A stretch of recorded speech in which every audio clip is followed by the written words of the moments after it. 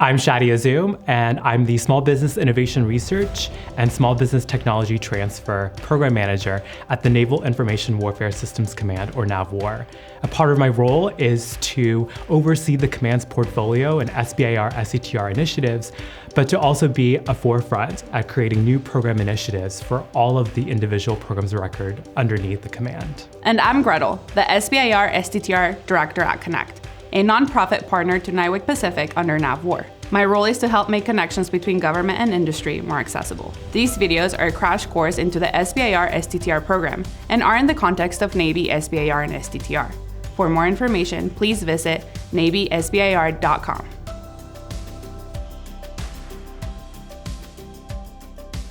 The Small Business Innovation Research, or SBIR program, is a research and development program that gives seed funding to small businesses to help address government needs.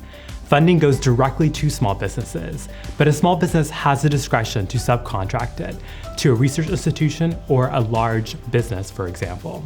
The goals of the SBIR program have changed since its inception in 1982, but the mission remains the same: to be innovative, commercialize, and address government needs.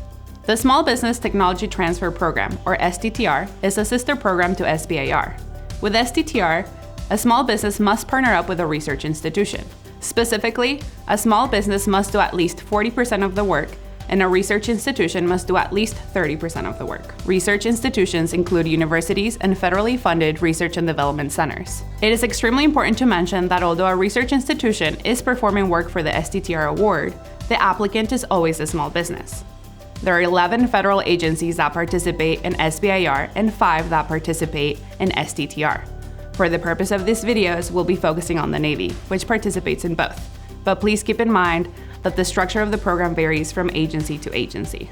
The SBIR and STTR program provide a unique opportunity to small businesses. It gives them an opportunity to develop novel technology, but also is an opportunity to grow that small business.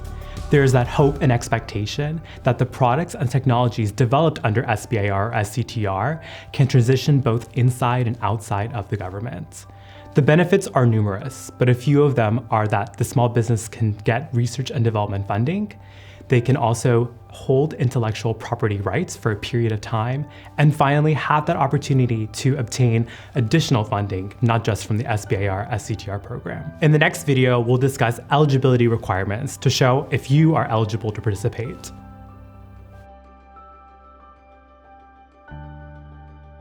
In order to participate in the SBIR STTR programs, the applicant must meet various requirements.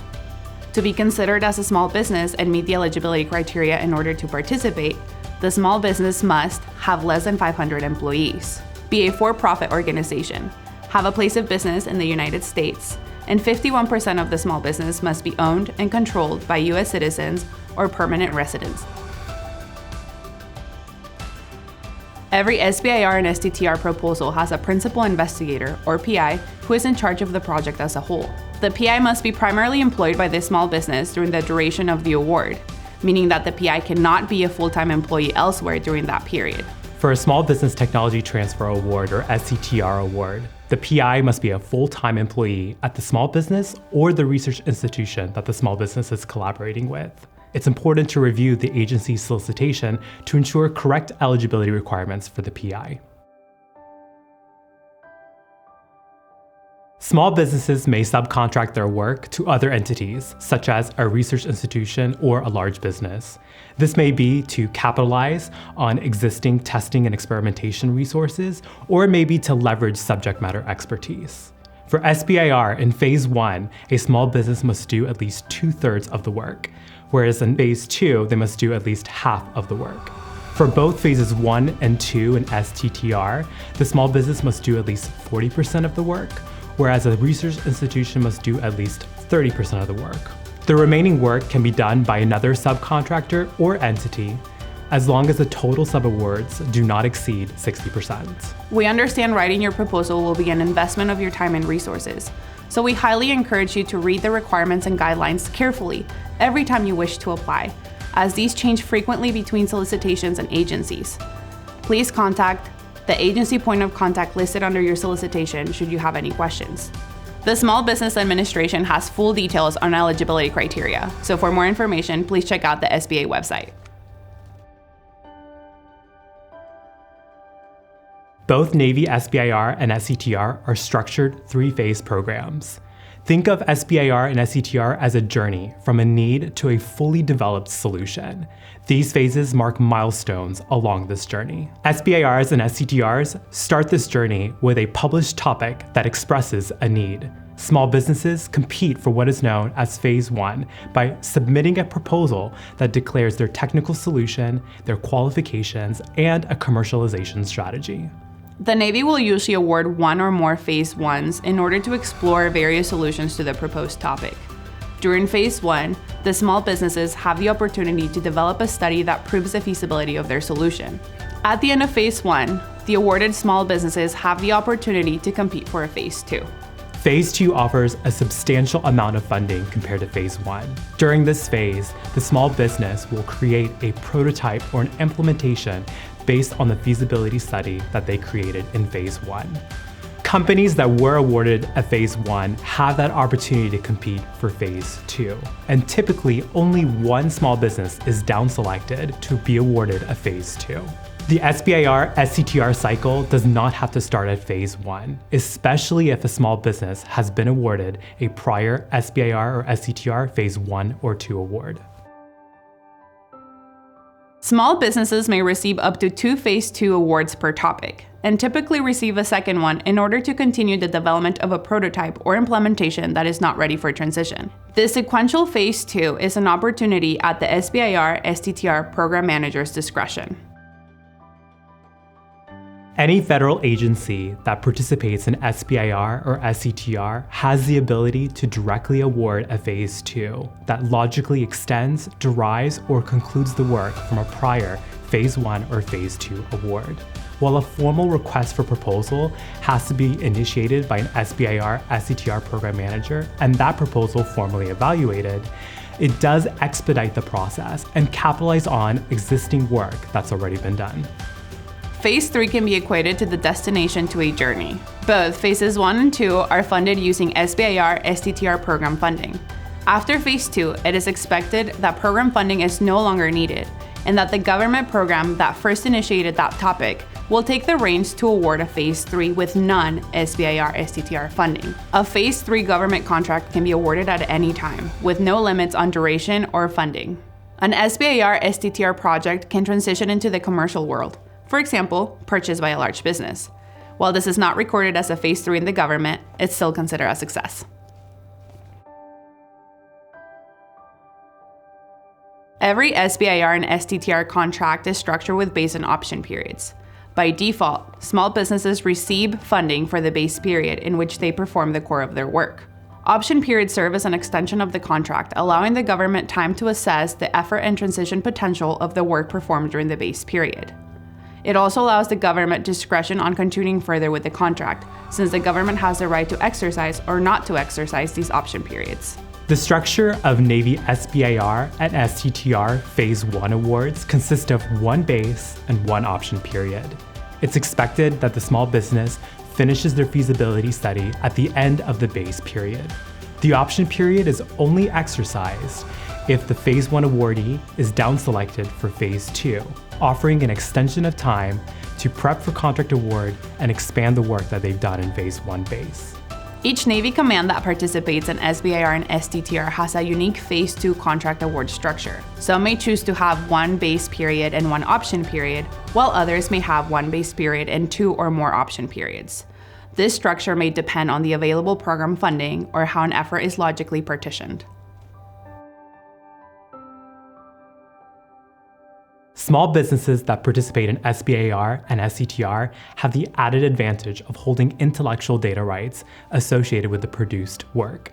We call these data rights SBIR data rights, and simply put, allows the government to use the work products, but just not disclose it outside of the government.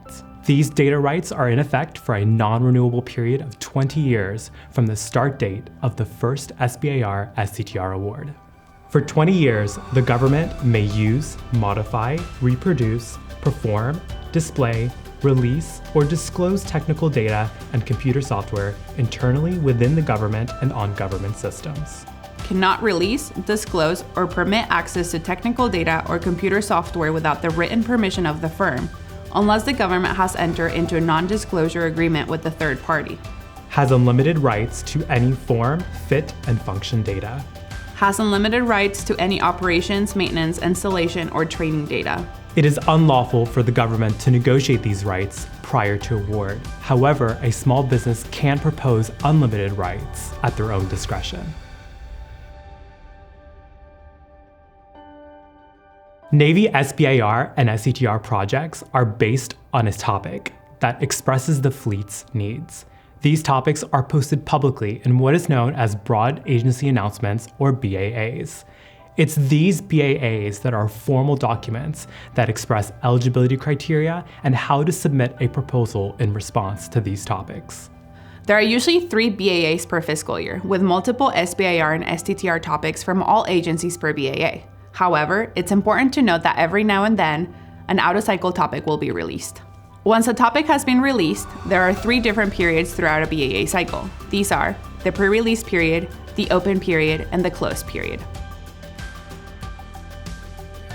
The pre-release period lasts about 30 days, in which the Navy can change, update, or delete the topic that has been posted. During this time, small businesses can ask questions directly to the technical point of contacts, or TPOCs, but cannot submit proposals yet. After the pre-release period, the open period begins. This is roughly a 30-day period where proposals are accepted during this time. While there is no direct communication between a topic author and a small businesses that are still interested and would like to get clarification questions can post those questions on a public Q&A platform, also known as CITES, to get their answers. Those questions and answers are posted publicly. Applicants should keep in mind that there may be heavy traffic on the submission website, so it's important to get the proposal submitted as early as possible. After the close date, evaluation of proposals begins, during which time the Navy is no longer accepting proposals. Notification of selection is within 90 days from the close date. Awards are made and posted publicly within 180 days.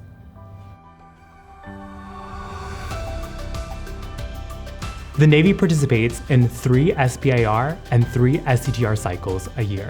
These cycles are also termed solicitations, and they're identified by a fiscal year and a cycle number. For SBIR, cycle numbers are 1, 2, and 3, and for STTR, they are A, B, and C. As an example, the 21.1 cycle refers to the first SBIR cycle of fiscal year 2021, whereas the 21.A refers to the first STTR cycle of the same fiscal year. Navy topics are also identified by a topic number with the following format. The first characters refer to the agency that proposed a topic. In this case, the letter N refers that this is a Navy topic. The next 2 digits refer to the fiscal year for which the topic was posted, followed by the cycle number. After the hyphen, there is a unique number that identifies the topic itself.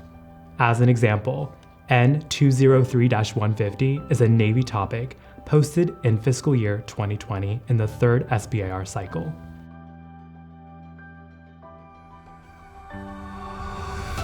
In this video, we'll be going over some of the most frequently asked questions by you, the small businesses. Can a small business recommend a topic? Small businesses cannot participate in the development or submission of topics. They can, of course, provide ideas to the government. The government just can't inform them that they are submitting a topic based on that idea. Can data rights be negotiated?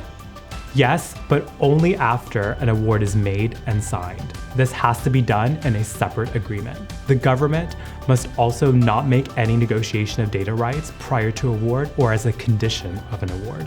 What happens if the data or software provided by the firm is not marked by the data rights clause? The government has unlimited rights to any unmarked data or software, so it's important as a small business that you assert those data rights in your proposal. What happens to the data rights after 20 years? After the 20-year non-renewable period, the government holds unlimited rights for them to use and to authorize others to use for government purposes. Who owns the data developed under the SBIR STTR award? From the start date of the first SBIR SETR award under the topic, the small business holds those data rights. Can a small business work on multiple SBIR STTR efforts simultaneously? As long as those multiple SBIR and SETR efforts are duplicative, the small business can certainly have multiple SBIR SETR awards. What happens to an existing SBIR or STTR award if the small business is purchased by a large business? Small businesses can certainly see their contracts through, but they are just no longer eligible to receive any new SBIR SETR awards.